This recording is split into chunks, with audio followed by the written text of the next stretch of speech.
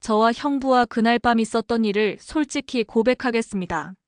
사랑하는 시청자 여러분, 오늘 저는 여러분께 제 인생에서 잊을 수 없는 어쩌면 가장 당혹스럽고 충격적이었던 단 한 번의 실수를 고백하고자 합니다.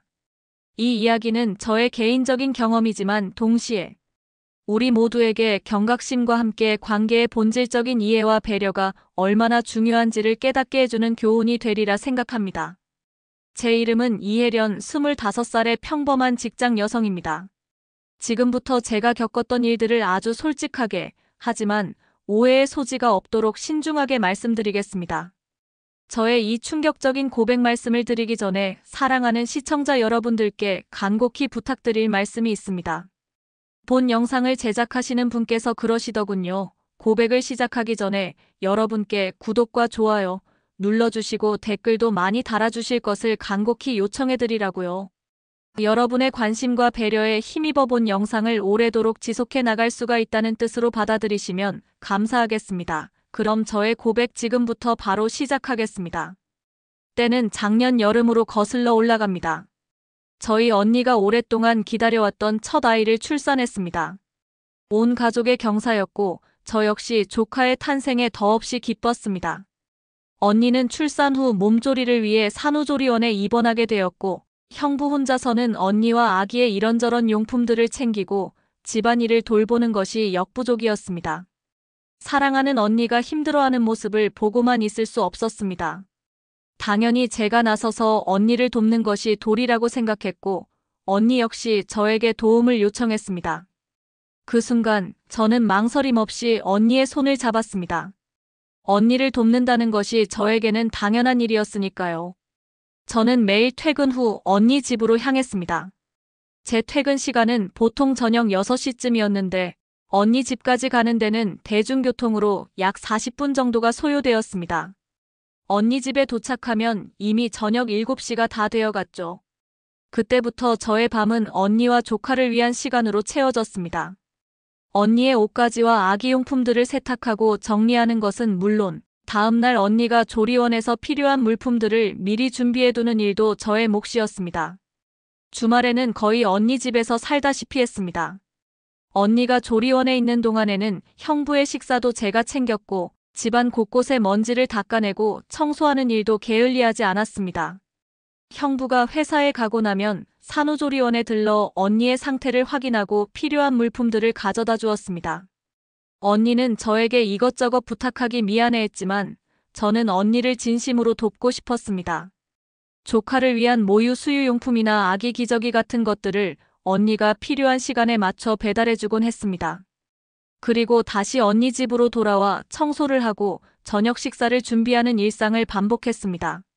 솔직히 몸은 무척 피곤했지만 사랑하는 언니와 이제 막 태어난 예쁜 조카를 위한 일이라고 생각하니 힘든 줄도 몰랐습니다. 특히 조카의 앙증맞은 손발을 보고 있노라면 저절로 미소가 지어졌고 피로가 싹 가시는 듯 했습니다. 저는 조카에게 작은 인형을 선물해주기도 했습니다. 그날도 여느 때와 다름없이 언니 집과 산후조리원을 오가며 정신없이 하루를 보냈습니다. 아침 일찍 출근해서 저녁 늦게까지 회사 업무에 시달리고 퇴근 후에는 언니 집으로 달려가 집안일을 돕고 산후조리원에 가서 언니를 만나는 숨가쁜 일정이었습니다. 몸은 천근만근 무거웠지만 마음만은 뿌듯했습니다. 산후조리원에서 언니와 한참을 이야기하고 돌아오니 어느덧 시간은 오후 늦은 시간이 되어 있었습니다. 언니와 조카의 건강한 모습을 확인하고 돌아오는 길은 늘 저에게 작은 행복을 주었습니다. 언니 집으로 들어서니 고요함만이 저를 반겼습니다. 집안은 텅 비어 있었고 적막감마저 감돌았습니다. 형부는 회사에 있을 시간이고 언니는 조리원에 있으니 당연히 아무도 없으리라 생각했습니다. 저는 온몸에 땀을 흘린 채 집에 도착했습니다. 그날따라 날씨는 유난히 무더웠고 습한 기운이 온몸을 감쌌습니다. 끈적거리는 몸은 도저히 참을 수 없었습니다. 씻지 않고는 단 한순간도 견딜 수 없을 것 같았습니다. 마치 사막 한가운데를 걷다가 오아시스를 발견한 사람처럼 저는 시급히 샤워를 해야겠다는 생각뿐이었습니다. 언니 집 욕실로 들어가 시원하게 샤워를 했습니다. 몸에 닿는 차가운 물줄기가 하루의 피로와 더위를 한꺼번에 씻어내는 것 같아 기분이 더없이 상쾌했습니다. 샤워를 하는 동안 잊고 있던 스트레스와 피로가 물과 함께 흘러내리는 듯 했습니다. 샴푸 향과 비누 향이 욕실 가득 퍼졌고 저는 잠시나마 모든 걱정을 잊을 수 있었습니다. 따뜻한 물이 아닌 시원한 물로 샤워를 한 덕분에 몸은 한결 개운해졌지만 여전히 무더위는 가실 줄 몰랐습니다. 샤워를 마친 후에도 몸은 여전히 후끈거렸습니다. 창밖을 보니 갑자기 소나기가 쏟아지기 시작했습니다. 하늘은 순식간에 어두워졌고 굵은 빗줄기가 세차게 쏟아져 내리며 창문을 때리는 소리가 들렸습니다. 천둥 소리도 간간히 들려왔고 번개도 번쩍였습니다. 빗소리를 들으니 왠지 모르게 마음이 차분해졌습니다.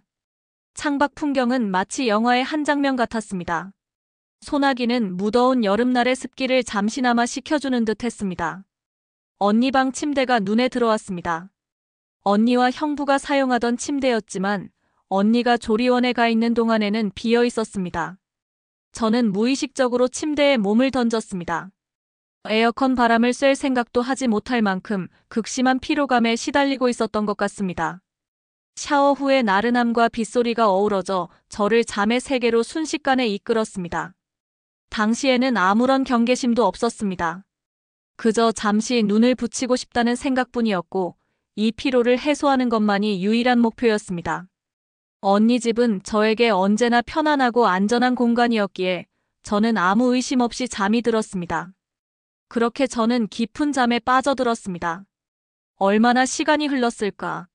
무언가 이상한 느낌에 눈을 번쩍 떴습니다. 흐릿한 시야 속에 처음 눈에 들어온 것은 낯선 천장이었습니다. 희미한 불빛 아래 저는 제가 누워있는 곳이 언니 침대라는 것을 깨달았습니다. 그런데 제 옆에 누군가 있었습니다. 깜짝 놀라 고개를 돌렸습니다. 심장이 발끝까지 떨어지는 것 같았습니다. 제 옆에는 형부가 잠들어 있었습니다. 저는 순간적으로 얼어붙었습니다. 온몸에 소름이 돋는 것 같았고 심장은 미친 듯이 요동쳤습니다. 제가 알몸 상태였다는 것을 깨닫는 데는 그리 오랜 시간이 걸리지 않았습니다. 그리고 더 충격적인 것은 형부 역시 알몸이었다는 사실이었습니다. 제 몸에는 누군가 저를 사랑해준 흔적들이 역력했습니다. 온몸의 감각이 마비되는 듯 했습니다. 저는 도저히 믿을 수 없었습니다. 이게 꿈인가 생시인가? 제 정신은 혼란의 극치에 달했습니다. 현실을 부정하고 싶었습니다. 이 상황을 어떻게 받아들여야 할지 알 수 없었습니다. 심장이 터질 듯이 뛰었고 온몸이 떨려왔습니다. 소리를 지르고 싶었지만 목소리가 나오지 않았습니다. 충격과 공포로 인해 말문이 막힌 듯 했습니다. 눈물만 하염없이 흘러내렸습니다. 어떻게 이런 일이 일어날 수 있을까? 언니에게 무슨 말을 해야 할까? 형부는 왜 여기에, 그리고 이런 모습으로? 수만 가지 생각이 마치 파노라마처럼 머릿속을 스쳐 지나갔습니다. 저는 침대에서 조용히 마치 깨어나는 형부를 방해하지 않으려는 듯이 조심스럽게 빠져나와 흐트러진 옷을 겨우 주워 입고 방을 뛰쳐나왔습니다. 저는 언니 집을 벗어나 언니의 산후조리원으로 향했습니다. 비틀거리는 발걸음은 저절로 언니가 있는 곳으로 저를 이끌었습니다. 한밤중이었지만 저는 이성을 잃은 사람처럼 무작정 밖으로 뛰쳐나갔습니다. 산후조리원에 도착하자마자 언니를 보자마자 저는 그동안 억눌러왔던 감정들이 터져버린 듯 울음을 터뜨렸습니다. 제 울음소리는 조용했던 조리원 복도에 크게 울려 퍼졌습니다. 언니는 갑작스러운 저의 방문과 울음에 당황했지만 제가 진정될 때까지 아무 말 없이 저를 꼭 안아주었습니다. 언니의 따뜻한 품은 저에게 유일한 안식처였습니다. 한참을 울고 나서야 저는 겨우 입을 열어 그날 있었던 일들을 언니에게 털어놓았습니다. 말을 하는 내내 목소리가 떨렸고 눈물은 멈추지 않았습니다. 언니는 제 이야기를 듣는 내내 아무 말도 하지 않았습니다. 그저 저의 손을 꼭 잡아줄 뿐이었습니다. 언니의 눈빛에는 슬픔과 함께 어떤 깊은 고뇌가 서려 있는 듯 했습니다. 모든 이야기를 마치자 언니는 한숨을 길게 내쉬었습니다. 그 한숨 속에는 헤아릴 수 없는 감정들이 담겨 있는 것 같았습니다. 그리고는 차분하게 하지만 단호하게 입을 열었습니다. 혜련아, 형부에게 전화해서 지금 당장 이리로 오라고 해. 언니의 목소리에는 분노보다는 단호함이 느껴졌습니다. 마치 모든 것을 정리하려는 듯한 결연한 의지가 엿보였습니다. 저는 언니의 지시에 따라 형부에게 전화를 걸었습니다. 손가락이 떨려 번호를 누르기조차 힘들었습니다. 형부는 처음에는 전화를 받지 않았습니다. 몇 번의 시도 끝에 형부와 겨우 연결이 되었고 저는 언니의 말을 그대로 전했습니다. 형부는 잔뜩 술에 취한 목소리였습니다. 그는 어렴풋이 제가 언니 집에 왔다는 것을 기억하는 듯 했지만 정확히 무슨 일이 있었는지는 전혀 모르는 듯 했습니다. 그의 목소리에서는 여전히 잠기움과 함께 혼란스러움이 묻어났습니다. 저는 언니와 함께 형부를 기다렸습니다. 그 시간은 마치 영원처럼 느껴졌습니다. 언니는 겉으로는 침착했지만 저는 여전히 불안감과 죄책감에 휩싸여 있었습니다. 언니의 표정에서 저는 알 수 없는 감정들을 읽어내려 애썼습니다. 얼마 후 형부가 산후조리원에 도착했습니다. 형부의 얼굴에는 숙취로 인한 피곤함과 함께 알 수 없는 표정이 서려 있었습니다. 그의 눈은 충혈되어 있었고 머리는 헝클어져 있었습니다. 언니는 형부를 보더니 아무렇지도 않게 말했습니다. 당신 잠깐 저랑 수연이 이야기 좀 들어봐요.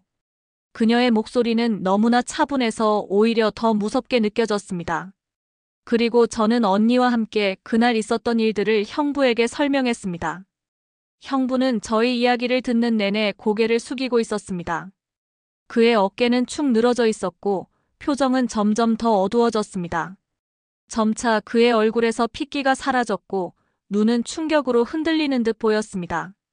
저희 이야기가 끝나자 형부는 무릎을 꿇고 눈물을 흘리며 사과했습니다.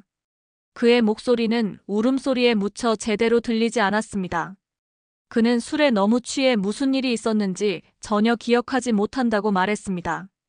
그저 퇴근 후 집에 와서 소나기를 피하다가 잠든 저를 보고 순간적으로 이성을 잃었던 것 같다고 했습니다.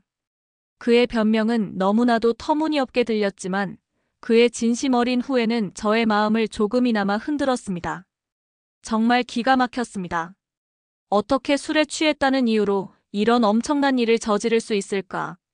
언니는 한동안 말이 없었습니다. 그 침묵은 저에게는 세상의 모든 소리보다 더 크게 다가왔습니다. 저는 언니가 형부와 이혼을 결심할지도 모른다는 생각에 두려웠습니다. 언니의 행복한 가정을 깨트린 것이 바로 제 자신이 원인이 된 것 같아 죄책감에 시달렸습니다. 언니의 상처받은 표정을 보는 것이 저에게는 가장 고통스러운 일이었습니다.